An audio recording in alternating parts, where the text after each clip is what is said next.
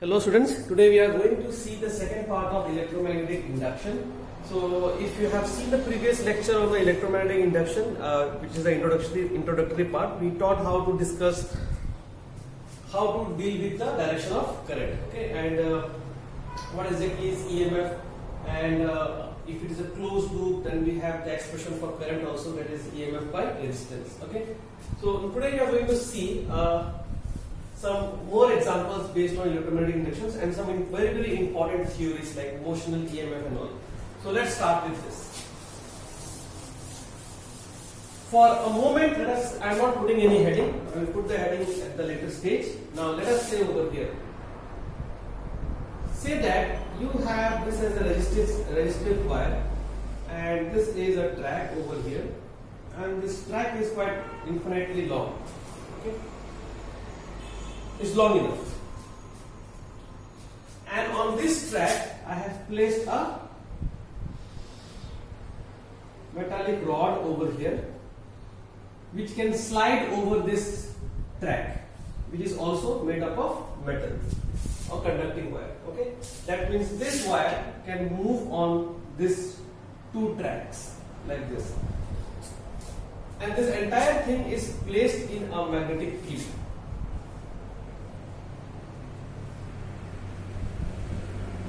This whole thing is placed in the magnetic field.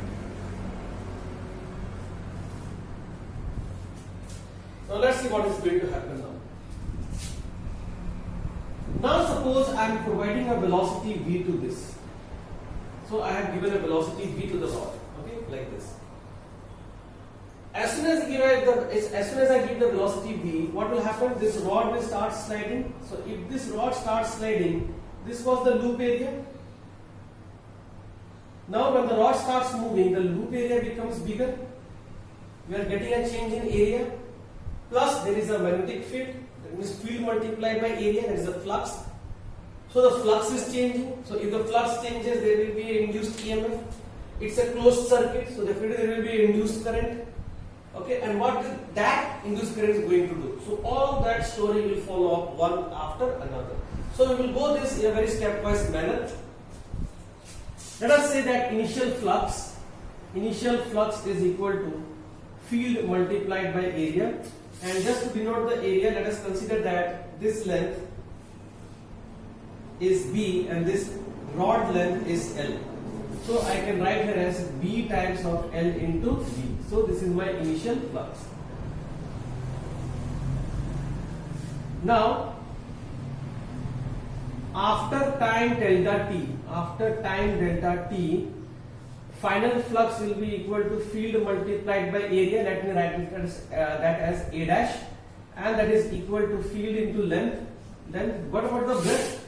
Now breadth will increase. So after let us say delta t time, consider that it has covered an extra length of v times of delta t. Distance equal to speed multiplied by time, and this length was already b. Okay, so the new length is equal to b plus v delta t. Okay. Now, what is the change in flux? So change in flux will be equal to phi final minus phi initial, that is equal to b, and then you can use that, expand the term in the bracket. So you will get L times of B plus L times of V delta T. Minus phi initial is BLV. And if you can see the first term BLV will get cancelled out. So BLV plus BLV delta T minus BLV. These two terms gets cancelled out. So I have got my change in flux, and this is equal to BLV delta T. Now dealing with the magnitude, what about the EMF? Now as per the definitions from Faraday's law, we know that from Faraday's law, we know that EMF is equal to delta phi by delta t, if I am dealing with the mode, and that is equal to BLV delta t divided by delta t. Delta t gets cancelled out. So we got this one as BL times of V. Okay.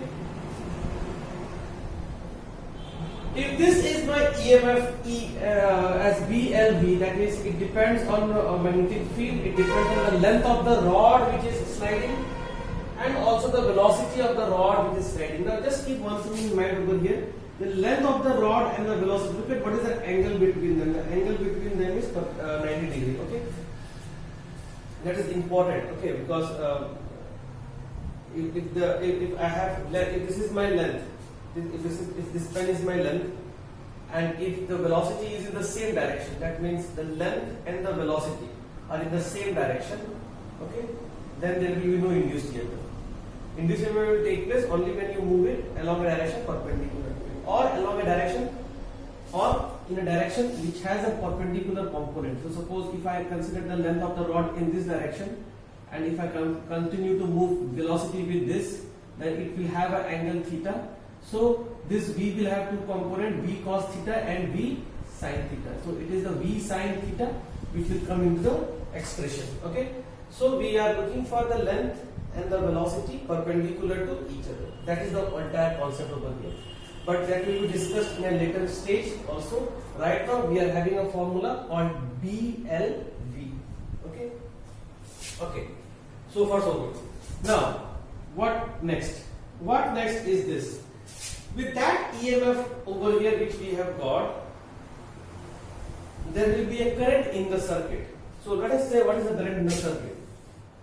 So the current in the circuit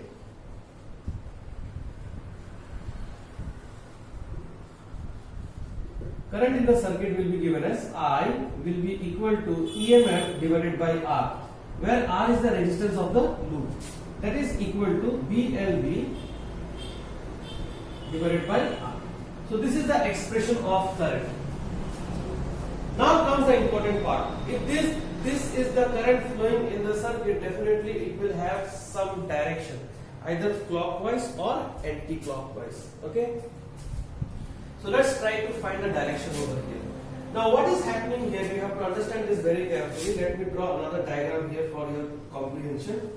So suppose if I have this as a rod and this are the magnetic fields which are passing through the coil and is going inside the boat. Okay, and then I am providing a velocity. Okay, then the flux is everywhere, field is everywhere. So as the rod starts moving, I can see that this is my new area. This was my old area. So you can see here in the new area, I have more flux. Okay, that means when the rod is moving in this direction, my flux is increasing. If my flux is increasing, identify the flux is increasing, and so once you have identified the flux is increasing, now the entire concept comes down to the Lenz's law. So the Lenz's law says that the induced EMF or the induced current will try to oppose the cause. So it will try to oppose the increment in the flux. How it will try to oppose the increment in the flux? Okay. Now field. Look at here. What is happening to the field? Field is inside. Okay. Field is inside. Area is increasing. So field is inside. Area is increasing. As a whole, this entire product is increasing. Am I right? As a whole, the entire product is increasing. So what inducement will try to do? It cannot do anything with the rod. Rod will move. So what it can do? Because it will only develop a current, and whenever there is a current will only try to current will be either clockwise or anti-clockwise, and the role of anti-clockwise clockwise is to create a direction of field also. So as per this condition, the flux is increasing because the area is increasing. So what induced current will try to do? It will try to decrease the field, so that overall it can try to decrease the flux. How it will try to decrease the field? Field is inside, so induced current will try to create a field in the outside direction. So as I told you, keep a finger outside and then curve your finger. So when I curve my finger, I will get that my direction of current will be anti-clockwise. So here we will write as per Lenz's law. As per Lenz's law, flux is increasing. As per Lenz's law, due to increase in flux,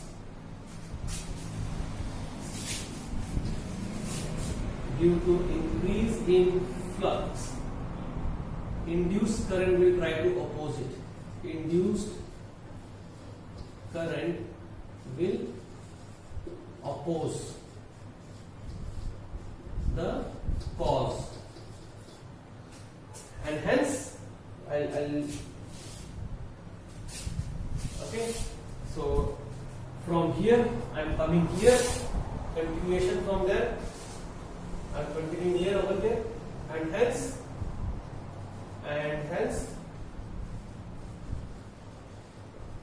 current will be anti-clockwise.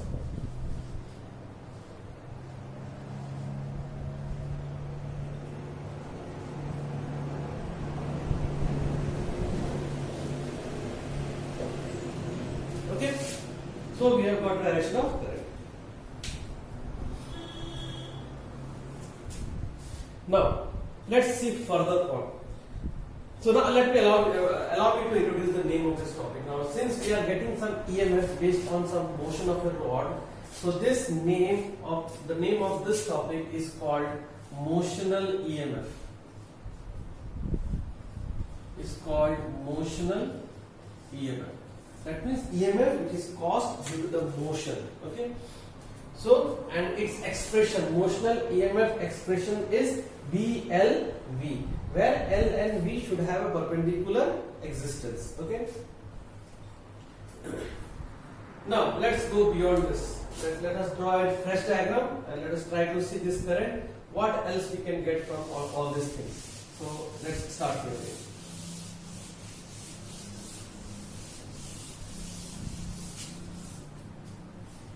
So we have the direction of current and we have the value of current VLV. Now you will definitely appreciate this part now, which I am going to discuss. So let us say that this rod is having a velocity of V, and we just justified that the current is anti-clockwise provided the field is inside the boat. Okay. So the current is anti-clockwise. Now, if you remember this formula of F equals to I L cross B, that is force on a current carrying element placed in a magnetic field. If I consider this rod which is having a velocity in this direction, having a current in the upward direction, also having a length L, placed in a magnetic field of B, definitely this rod is going to experience a force. Other will also experience a force, but these wires are fixed wire. I am not interested in that part. I am interested mainly on this rod, because this rod is a free rod, and definitely when you apply a force on this, something is going to happen. So on this rod, when I try to find this force, I find that this is IL, so this is my IL, so this is IL and field is inside, so field is inside, so IL cross B, force will be along this direction. And this creates another situation over here now. Look at this force. And now you will appreciate Lenz's law more than ever. This force, which is acting in the direction opposite to direction of velocity, will try to retard the motion, will try to deaccelerate the motion of the rod. See, the force is also trying to oppose the cause. Okay? Velocity is in this direction, is trying to increase the flux. The induced current build up over here. The induced current creates a force, and that force we found that it is acting in the direction opposite to direction of velocity. This has to come. If this would not have come, then we have never come across the concept of Lenz's law. Okay? So even this force which I have built up over here will also try to oppose the cause or oppose the motion. Now here, sometimes in board they ask a question. Okay, I will first complete this part. ILV, what is I? I is BLV by R. That is your BLV by Y is I. Then you have L and then you have B. Then that is equal to B square L square B square L square V by R. Okay. Now, I was talking about some board question, or you can also see this part for entrance exam question also. So in board they ask what should be the external force I need to apply so that the rod moves with constant velocity? That is part 1. I am just discussing a case 1. Okay, case 1 is I want the velocity to remain constant. If I want the velocity to remain constant, definitely I have to apply a external force. So this force is my external force, and this force is my force which is built up over here. And the dynamics says that the external force must be equal to the force because of the current carrying wire, and that is nothing but equal to B square L square V by R. So in order to keep the rod moving with constant velocity, I can generate an external force, and to be applied obviously in the opposite direction of this force, and in that case my velocity will remain constant. And if the velocity remains constant, I will get a constant current throughout, and that depends how long is your track to generate electricity. Okay. Now let's see case 2. What happens in case 2? Now suppose I am not applying any external force. Case 2. So if I allow the velocity to decrease, because velocity eventually will decrease. So if I just consider my case 2 over here and say that the velocity is decreasing. Okay, velocity is decreasing. Now if the velocity is decreasing, obviously what will happen after some time, the velocity will become 0. Okay. So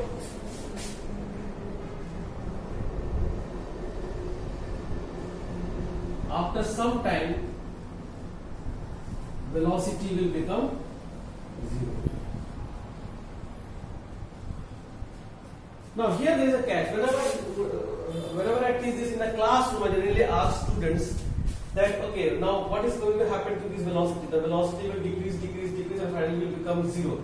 But what will happen to the force? So they say that the rod will try to come back because of this. They see that the force is acting in the backward direction. Okay. So they just think of this, a body going up and coming back, because when a body goes up, velocity keeps on decreasing, but gravity is still acting in the downward direction, just exactly like this. So when the velocity becomes 0, then after that it will return back because force is still acting in this direction, but that answer is wrong. Reason is that force, if you see the expression of the force, that force also depends on velocity. So now listen this very carefully. As the velocity starts decreasing, even the force starts decreasing. And when velocity becomes 0, even the force will also become 0. So what is happening here? When I have this much amount of velocity, I had this much amount of force. Then I had this much of velocity, so I have that much of force. Then I took this much of velocity and that much amount of force. And then I have this much of velocity and that much amount of force. And when both become 0, I have both becomes 0. 0 velocity and 0 force. Both become 0 simultaneously. That means the rod will stop there forever unless you don't go and disturb it. Okay? So this is what happens in this circuit. Okay, now let's try to find one more very important part. That is important for both parts.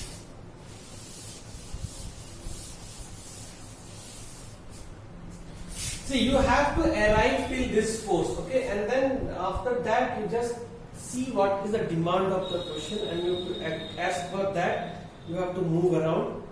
That if whether the question is asking you to find the external force, or whether the question is asking that what will happen after that sometime, or this part is, I will not put as case 3, I will put a different heading, that is electrical power. Electrical power. Now we know that power is equal to I square R. This is the formula for electrical power as I square R.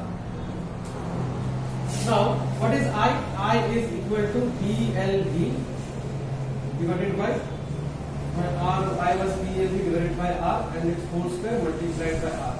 So this is the power which is getting dissipated across the resistance over here. So at any instant when the velocity is V, then the power delivered is P, and that P will be equal to B square L square V square R divided by R square.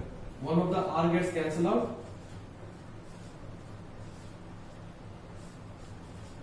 This is the electrical power, V square L square V square by R. From where we are getting this what do you call it, electrical power. Okay.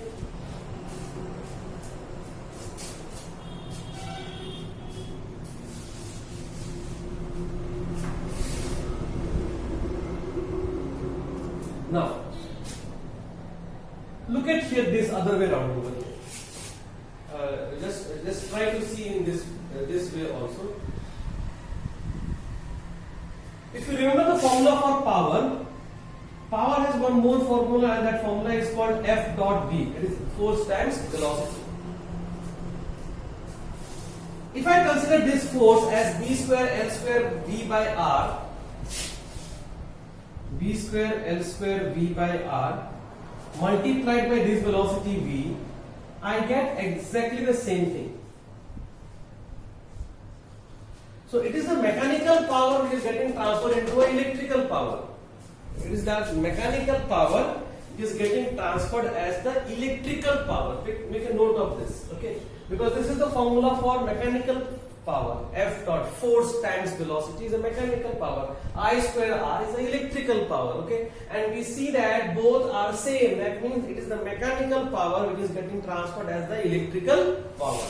So that does not violate any law of conservation of energy. It obeys peacefully the law of conservation of energy. So they may ask me a question that the rod started with the velocity of v. Let us say after some time the velocity becomes 0. So what happens to the loss of kinetic energy of the rod?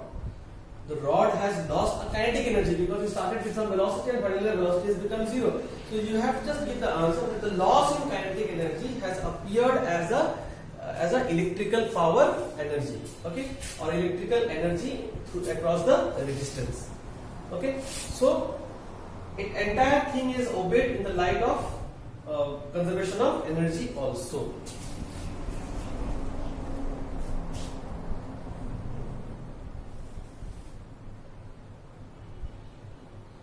Okay, so this is it. I will discuss another topic over here, but I will discuss in the next lecture. I will discuss with motional EMF again, and there is one more way we can derive this, and that is a very interesting and interesting way over there.